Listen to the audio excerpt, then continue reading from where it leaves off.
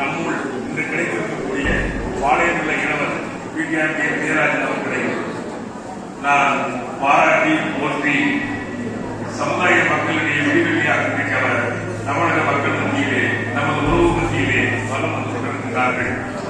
அவர்களுக்கு உறுதுணையாக அவர்களுடைய துணைவியார் திருமதி அங்கேற்கனவே விஜயராஜன் அவர்களும் மழை வெள்ளம் பாராமல் வெக்கை பாராமல் சூறாவளி சுற்றுப்பயணம் மேற்கொண்டு வருகிறது சிறப்பித்துக் கொண்டிருக்கிறார்கள்.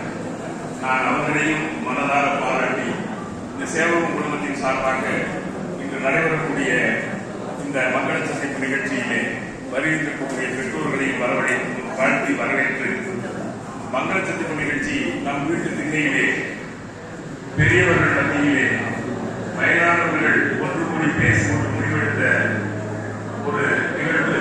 இன்றைக்கு நமது தொழில் காரணமாக உறவில் ஏற்பட்ட விரிசல் காரணமாக நாம் சந்தித்து முடிவெடுக்க வேண்டிய கட்டாயத்துக்கு தள்ளப்பட்டிருக்கிறோம்.